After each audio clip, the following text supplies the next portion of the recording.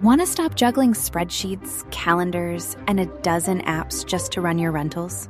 Lodgify makes it easy. It's an all-in-one toolkit for hosts. Build a direct booking website, automate guest messaging, and keep all your channels in sync. Running your rental business your way has never been simpler. And for Good Morning Hospitality listeners, you can get 20% off any yearly plan with code GMH20. Just check the link in the show notes to get started today. Welcome to Good Morning Hospitality, your one-stop shop for the latest news, noteworthy trends, and thought-provoking discussions across the industry. From hotels and short-term rentals to all things travel and hospitality, you'll find each episode equips you with the information that you need to start your week. Join us on Good Morning Hospitality every Monday, wherever you get your podcasts.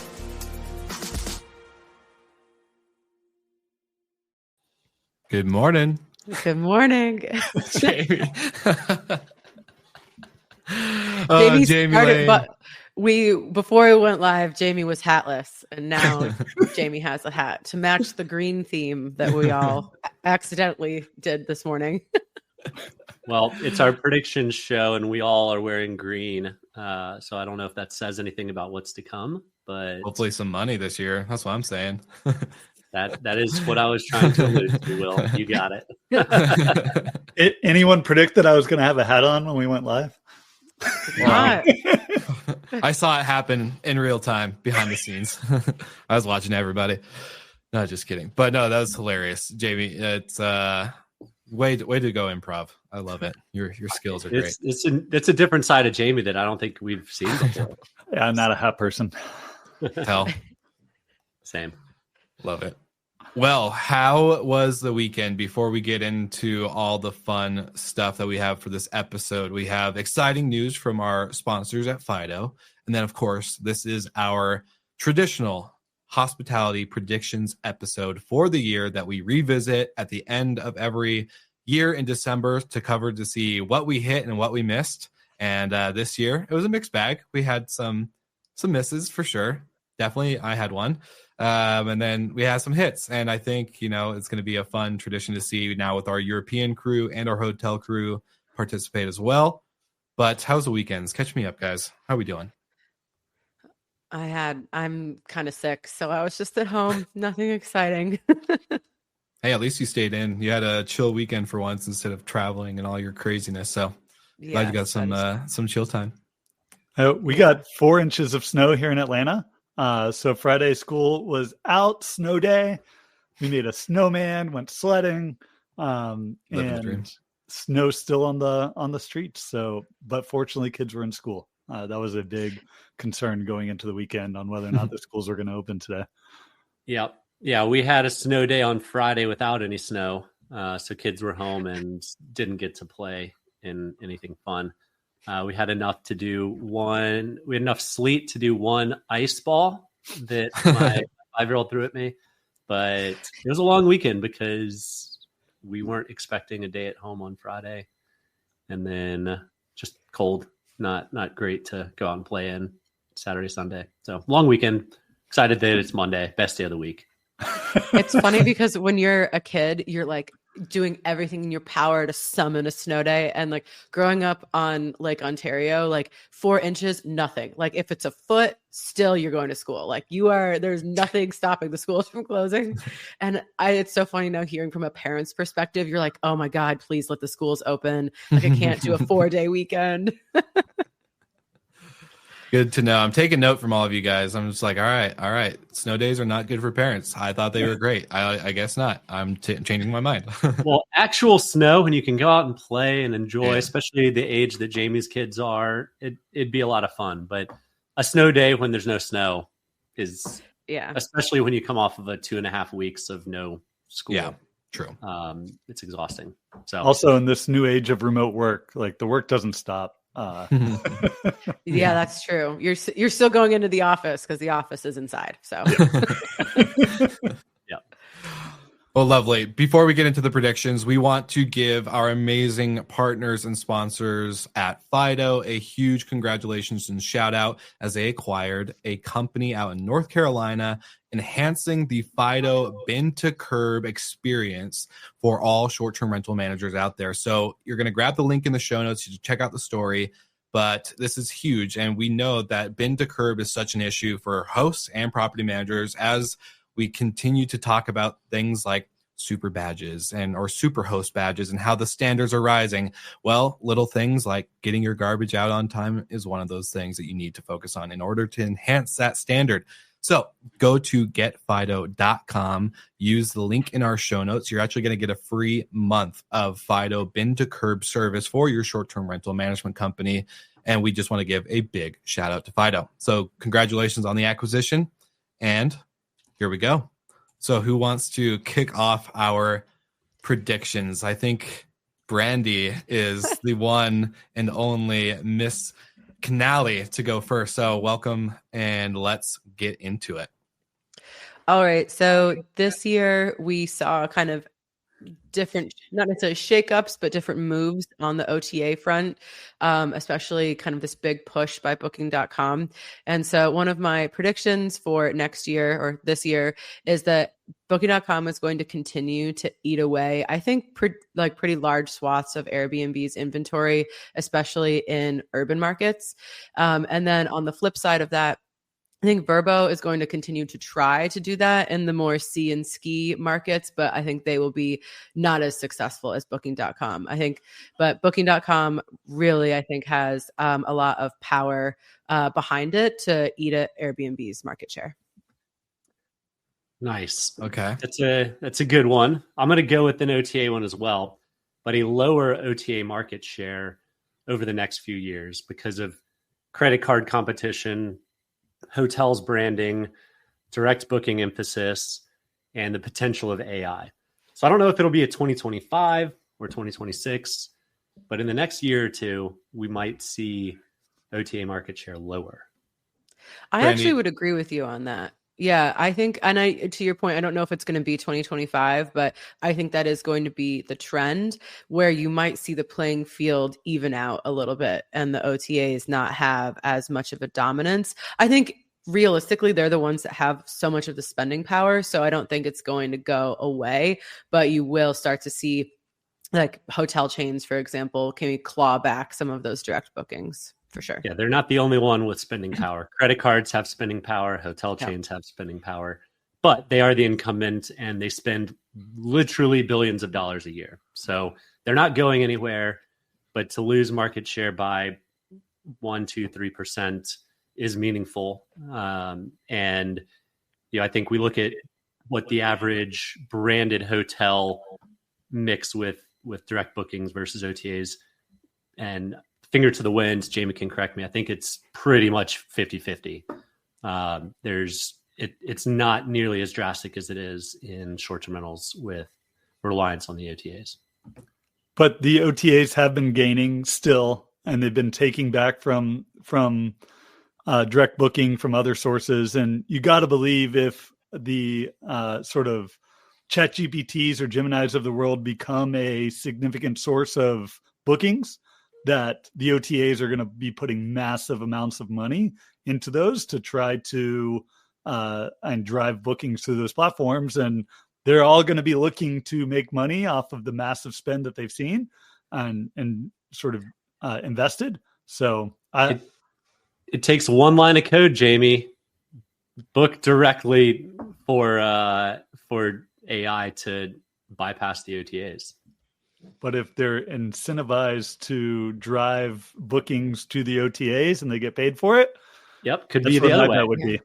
Yep, the black box of OTA algorithms. So, the big wild card. So Jamie, I guess Jamie, piggybacking on Brandy's, do you feel that the market trends back a little bit more towards urban, especially for booking, but potentially for Vrbo? I definitely see the trend of booking coming into the US, growing market share. Like we see it in the data. They're still a relatively small player, but as they've made investments, like they've clearly been in becoming a option. And like, I didn't use it as one of my predictions, but it's a trend that you see of like properties that are cross listing, like even single hosts, like people with one property. Like 6 years ago, it was like 3% of hosts were cross listed on multiple channels. Now it's 20%. So the fact that even like a host that was only using Airbnb in the past is now using a channel manager like Guesty, Hostway, Uplisting, and they're listing on Booking, they're listing on Vrbo, where and in the past they would have just been on Airbnb, and that and sort of dominance or growing dominance of the sort of channel manager property management system is a trend that I think is going to continue. Well, as we've seen like Airbnb develop more, as we said in the past, as kind of a PMS somewhat, trying to keep hosts on the same platform, trying to integrate locks, integrate this, integrate that. Do you think that's going to be the downfall of them, that they won't be able to connect to other channels, that they're only going to be on Airbnb? So they're going to lose, like, even though they're attempting to keep people on the same platform for their operations, that they're not going to be able to really stay successful in that, in the sense of there's no extra distribution. Yeah, it may make operations a little bit easier, but you're not going to be able to list on Vrbo unless you have a uplisting, Guesty, Hostaway, etc., like you said, Jamie.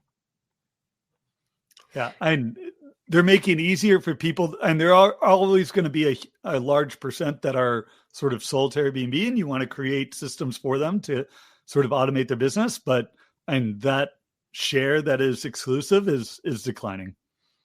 Yeah, and I would say what reigns supreme in all of this is money. Like, the Airbnb can make it easy for you to operate within their ecosystem, but are you making enough money by just being on Airbnb? And then there are so many PMS channel manager options, some that are very affordable if you're doing the basics, that kind of switch will be pretty like common sense, I think.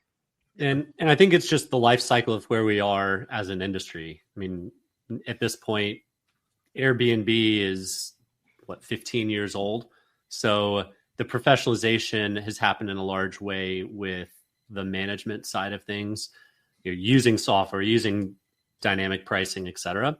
But the gap is on the single host side. And I think there's education now. There's enough coaches and podcasts and people to follow, as well as tools like an Uplisting that can help service some of the smaller side of the market. Wink, wink. Ad read right there. And that's going to help drive it. And I think also the Bookings of the world are willing to invest time and resources, maybe not cash, but time and resources into some of those companies to start pulling those listings off of exclusively Airbnb and share them more openly to the world. So one of my predictions, and this I think will be a clear headwind for all of the OTAs. So in the US, I expect 1/3, 30% of US markets to see a decline in the number of listings that they have in 2025 compared to 2024. So if we look at the trend, so this time last year, there were 7 markets that saw a year-over-year decline in listings. Currently, it's around 60. Wow. I think that's going to increase to over 100 at this time next year. Wow. And so I think there's a lot of factors to that. What would you say is like, what are the top 2 driving factors? Yeah, I'm very curious. Yeah. So one is just pure investability. So we've had interest rates totally reverse course, and 30-year fixed rates are now above 7%. New home listings are at 3-year lows. And we've been in a housing recession. That's going to continue into 2025, and people hoping for a reverse course in that, I think, are going to be solely disappointed. So we currently have, and there's, in an average month now, about 61,000 new listings being added onto Airbnb, Vrbo, Booking, sort of across the US.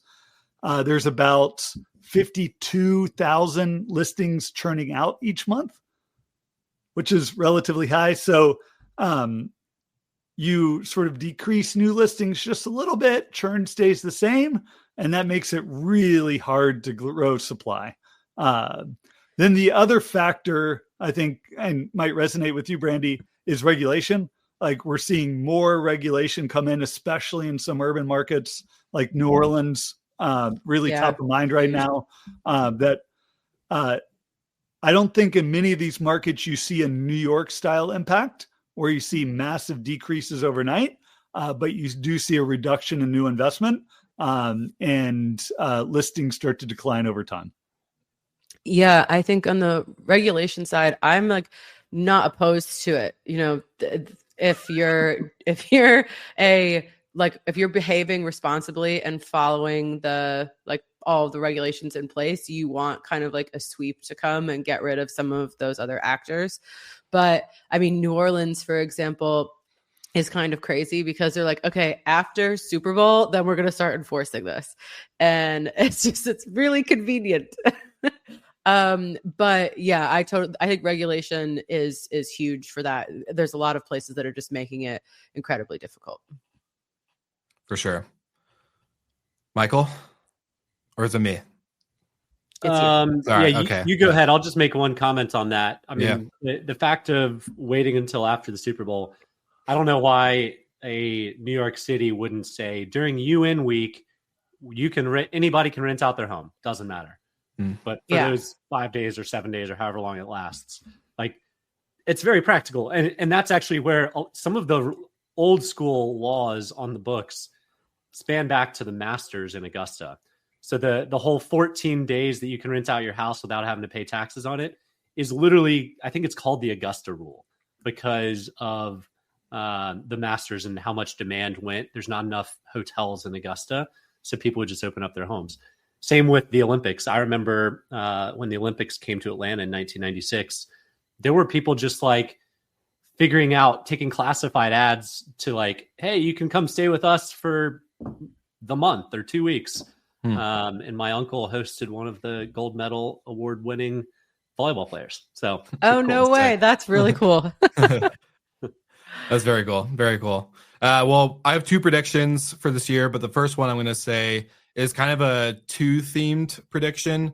And obviously, as we saw the news of Casago going after acquiring Vacasa, I think obviously local is going to be a big kind of shift in the way management companies think. But with that, the bigger theme is I know we saw a ton of venture capital and private equity come into the space from the terms of like building a brand. So Front Desk, Domio, all those kind of brands that kind of came in.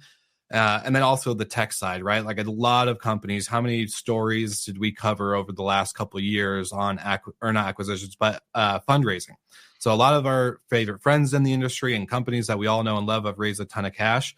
And I think that investment is going to shift away from the tech and the brands, and it's going to go more into in-city or in-destination infrastructure, because we know property management companies are hard to run. They're not a hotel. They're not centralized in one building or one spot outside of like properties like Brandy's or companies like Brandy's. But I think that's where the money is going to shift. As we saw, Fairly open up, which was started by one of the Vacasa co-founders. You have Well and Good Professional Services, which is growing like crazy, 18 locations across the country. So my hope and my prediction is that investment will shift away from the brands and the tech, which I think it's still going to happen. It's not going to say it's no investment, but I'm predicting that it's going to shift away from that a little bit. And we're hopefully going to be smart and build infrastructure to actually help the operations on the ground, because that's what's going to make our industry really rise and kind of compete with the hotel side, or not even compete, but be up to the par of hotels. So that's my first prediction, is that. And I think the Casago story is kind of a big leader for it. I like that prediction. I think in general, investors like our space. It's fun. It's sexy. The big number, the TAM numbers are huge. However, there really aren't success stories. Vacasa, massive fail.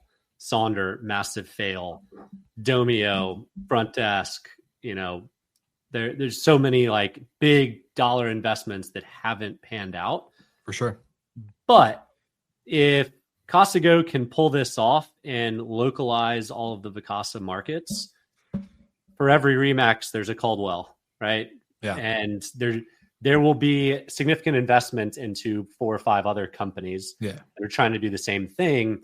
They won't all work out, but some will rise up, and there will be some competition to Costa Go if they're able to pull it off. And I hope they do, and I expect they do.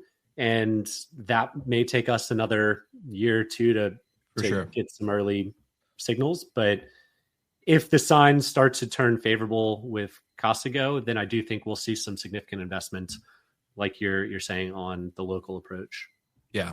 Well, it's not even just like the brand side, right? Like the operators. I'm thinking of again, Well and Good comes to mind. Fido comes to mind. These infrastructure services that are helping the brands execute this hospitality at a certain level with decentralized inventory. I think that's like the investment, right? Like there may not be a success story on the brand, but that's because we never really had the true foundation. I think that cities or destinations truly need to support a brand like a Costco or Vacasa.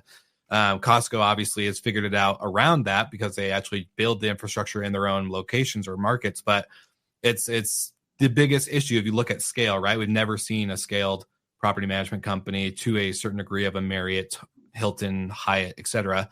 So that's why I'm hoping that we can find ways to do that, and that hopefully the investment shifts away from the sexy stuff, because sexy is great, but it's not working because we don't have a good foundation, I don't think. So if we could shift the money towards practical, and I know that's not maybe the most fun thing for investors and VCs to hear, but like legit, like invest in the unsexy companies and it will make the sexy again.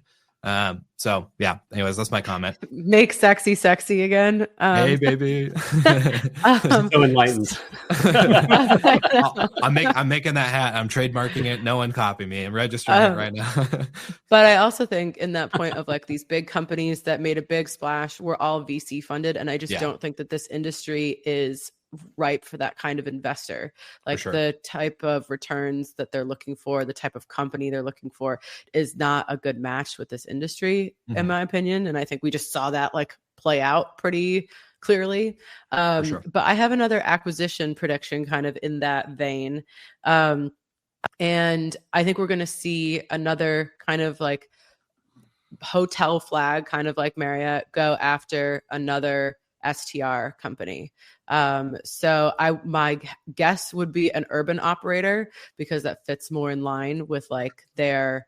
How many big urban operators are there, Brandy? You can't make a prediction about your own company. I know, but we have cheating. That's an inside track. We have too small of a footprint right now for that to be like, we're dense, but we only have 2 markets. And so I think that we're not on the table right now. There's no insider trading happening. You could franchise. That's possible. But I just, I think that makes a logical next step, because Marriott really has been blazing the trail for the hotel flags of like getting, with Homes and Villas, with the Sonder agreement, which is still like this nebulous mass that no one like truly understands. So I think there's going to be another hotel flag that's going to make a big play into our industry, because there's a lot of catch up to do. They've tried, but nothing has been as successful as what Marriott has done so far. And the fact that now they're going in and doing licensing deals and not have to actually buy that, I think make it much more quiet, JB. Possible. Quiet. Yeah, that's Michael's prediction. That's my prediction. Well, I'm going to add a new prediction. I will bet Romy gets into the franchising model this year, just based on the comments that we heard right there. So, if you need any help, then call up Schwab and he can help you guys. Yeah, we'll let him. We'll see how this year goes, and then we'll be like, hey, so what were the do's and don'ts that you learned from this year? Yeah, so 2026 prediction. Got it. Yeah. And Jamie totally spoiled mine. It sounds like it might be one of his as well. No. But I do foresee more earn and burn partnerships with the major flags. Last year. What do you mean, like earn and burn? Can you define that a little bit? I can, yeah. So basically distribution only agreements where people can, where the OTAs or rather the flags are taking essentially an OTA structure with the companies, and they're also able to earn and burn their loyalty points. So We saw with Marriott the Sonder deal. We also saw Trailborn right at the end of the year. With Hyatt, we saw Under Canvas. With Hilton, we saw AutoCamp and SLH. So that was 5 that I saw last year. I have to imagine there's going to be a lot more of that coming. And once that cat's out of the bag, I've never seen behind the veil on these. My guess is there's a first right of refusal to acquire these companies. I could be totally wrong. If that's not in place, it does seem a little out of character just to basically pivot into becoming an OTA. But that kind of plays into my first prediction that as hotels build out this distribution play, that the OTA's market share will decline a little bit. Yeah, no, I 100% agree. I had thought about it as one of my predictions, but honestly thought that you were going to do it. So I you know me too well. But and where 2025 could be an accelerator year is if it's really seen as each brand that's potentially out there can only do one licensing deal. Like Sonder can't now go out and do it with Hilton or IHG or some of these other hotel brands. So there becomes like if they see that it works, like that, you got to go out and sign Romy quick before they sign with someone else. Like true. Very true. Yeah. Who's got that key money? 10 million. That's the going starting offer. Anybody? I'll broker the deal. Just call me first. For a modest fee. For a modest fee. I'll do your admin work so I can get a little bit of funnel down on that money. Green. But I mean, in all reality, so those are the big ones, right? Marriott, Hyatt, Hilton. There's a core in Europe that there's probably some companies ripe for this in Europe. And there's IHG in the US. And then there's Wyndham and Choice. I don't know whose loyalty is biggest besides Marriott and Hilton. But I would imagine, if you get past those top 4 or 5, then it falls off pretty drastically. Yeah, for sure. Well, my last prediction of this year, and no surprise, it has to do with Uber. So what up? Okay. So I'm not joking. I'm bullish on Uber, and I may have been wrong on the mega super app potential acquisition of Expedia, but on Delta's 100-year anniversary in Vegas, they announced an exclusive partnership with Uber to be the one and only ride-sharing app that you can use if you book or fly with Delta. So that wasn't the only exclusive partnership that Uber announced throughout the CES event in Vegas, which is like the biggest technology conference or summit you can ever find in the world. There's tons of announcements. I think Uber obviously is going to get more into travel, and they may not go the acquisition route, but this exclusive partnership they're doing on more than just the Uber front. They're doing on Uber Eats with restaurants. So they're getting more and more into these brands. I think they're building out a great infrastructure to then build a connected super app that maybe they don't need to acquire Expedia, but they're going to do a deep integrated partnership with them that's going to be exclusive. So that's my thinking. They are still going to the app of travel, but not through potential acquisition. I'm thinking strategic partnerships, and airlines were the first to get that announcement, and I think it's going to slowly trickle down its way. So should we get an Uber sponsorship for the podcast? I'm gunning for it. I'll take it. I'll take Uber credits as payment too. I don't give a shit. I have no comment really. Cool. I don't know one way or another. Yeah, well, I'm bullish on Uber. I think Uber is going to change travel forever, and it may not be this year, but throughout their planning and the way Dara is leading the mission and the vision of the company, I think it's bound to happen, and there's no competition. They're going to blow everybody out of the water. Wow, this like love and passion for Uber. I wish I felt that about anything.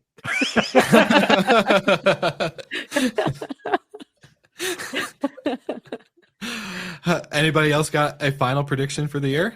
I do. So all right, here we go.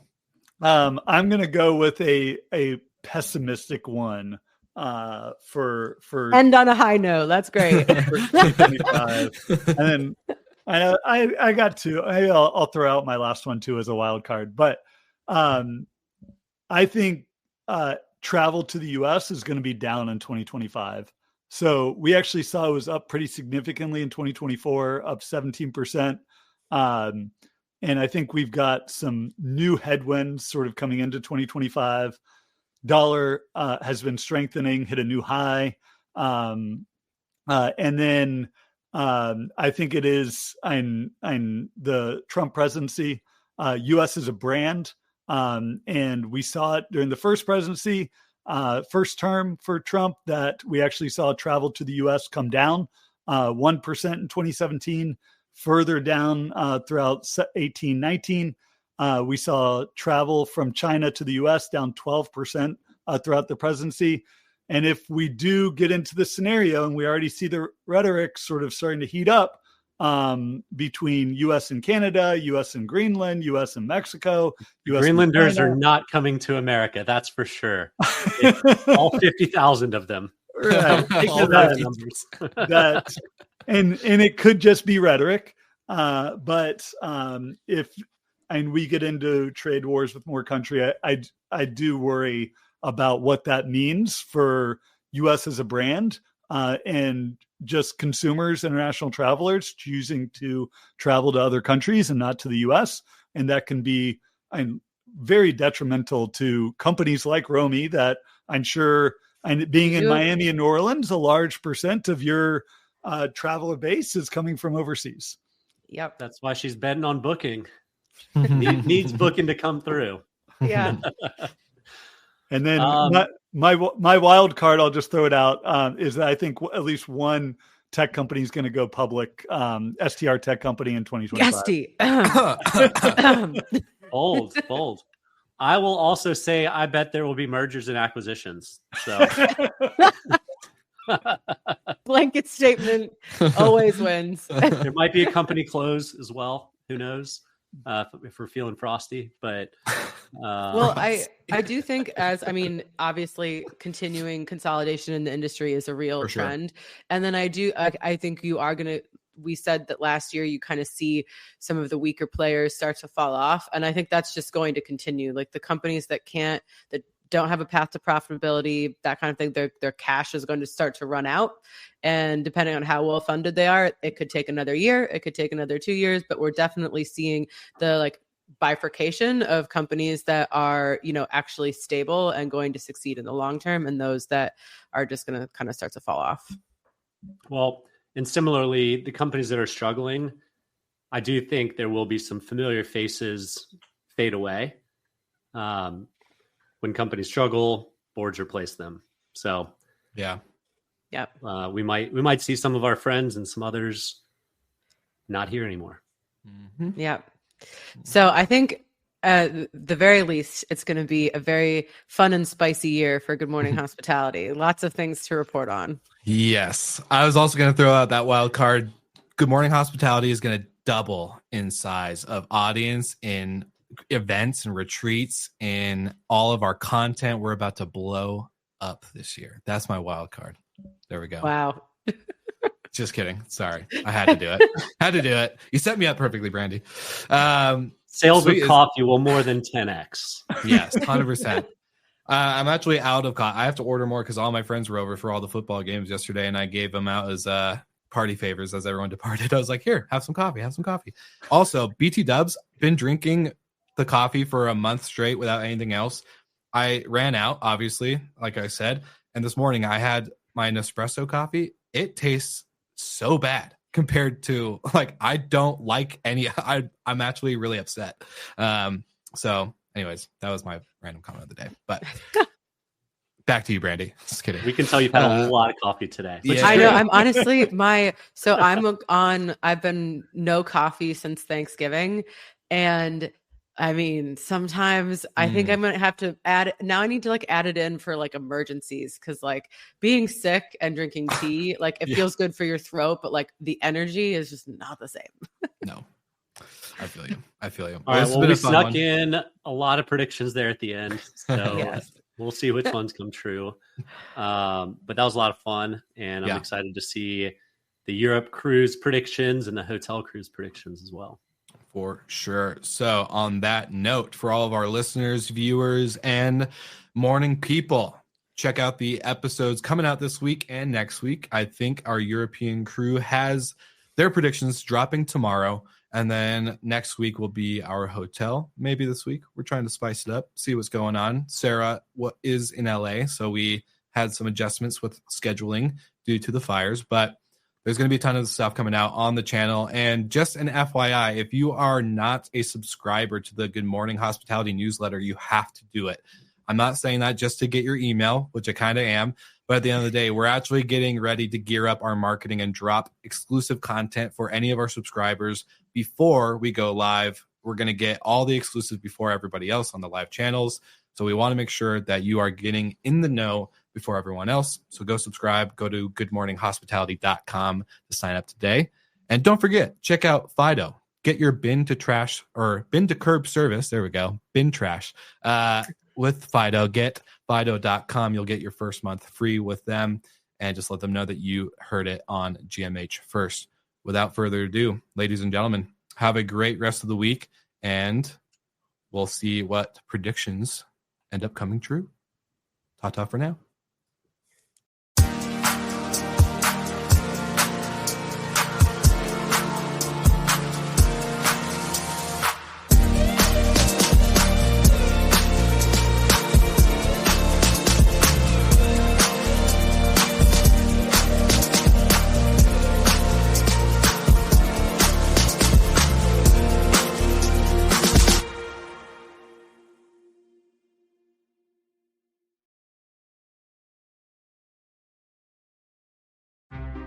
Want to stop juggling spreadsheets, calendars, and a dozen apps just to run your rentals? Logify makes it easy. It's an all-in-one toolkit for hosts. Build a direct booking website, automate guest messaging, and keep all your channels in sync. Running your rental business your way has never been simpler. And for Good Morning Hospitality listeners, you can get 20% off any yearly plan with code GMH20. Just check the link in the show notes to get started today.